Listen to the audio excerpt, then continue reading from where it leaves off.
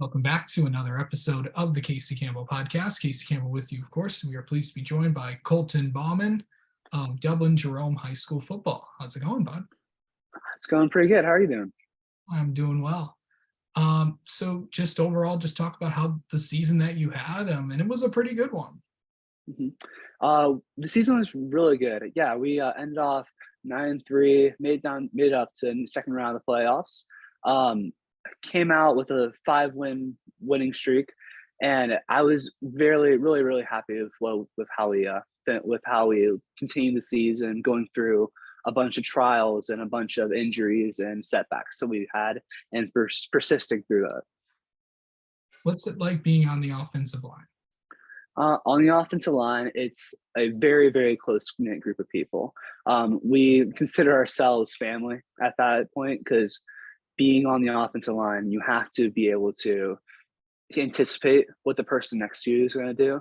Because if even one person messes up while you're playing, the entire play could be ruined. Because it just takes one weak link in the chain to break it. Yeah. So overall, how did you? So you didn't start off. You. The thing is, football wasn't your first love, but you kind of got into it. And once you did it, it kind of really worked out. My first love was baseball. I never really could get much success in baseball, but I still just love the sport just because of because it was just like a family thing for me and my dad. But back once I was in 7th grade, I started playing football, and it just grew with me. And football just became my one thing I was super passionate about, with sports, with anything. And I just fell in love with football, basically. Yeah. So talk about just your decision. You're going to continue your college football career. Talk about where. I decided to commit early in the season to Washington and Lee University down in Lexington, Virginia. It's a small Division III school, but it was perfect fit for me based on academics, reputation, and going through my entire travels of recruitment. I went from California to Maine, and it was I just found myself in the perfect spot for me in Washington Lee. And so how exciting is it to, kind of get out there, sign the papers, and it's official, you're going there?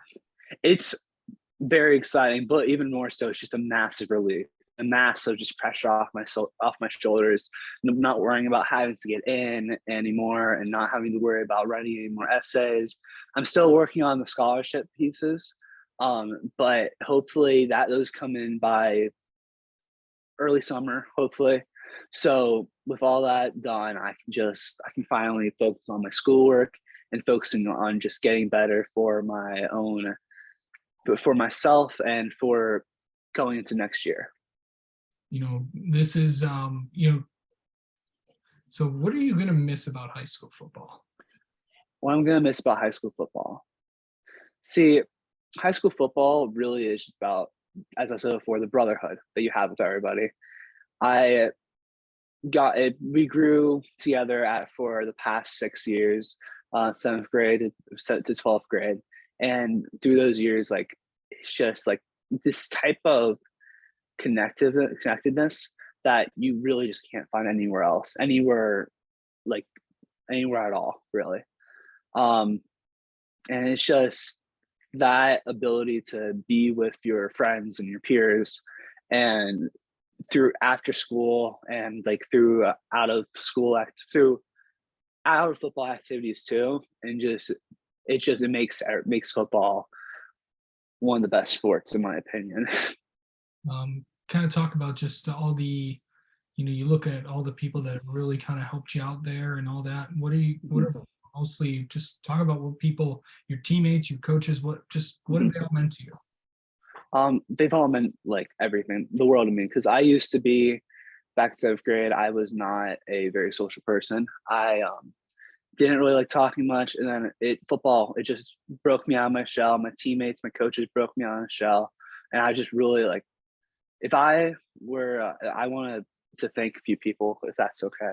I want to thank my teammates, my coaches, my one of my offensive line coaches, Tyrell Detweiler from OH Line Academy, and Mike Person, who coached me earlier. And I want to thank one last person as well, actually a few more people. I want to thank Marshall Davis, who was he helped us out throughout this year with some extra film study and bringing in a group of people and just helping us build as friends and family. And I want to thank my parents and the rest of my family. So Okay, so let's get to know you a little bit. How about that?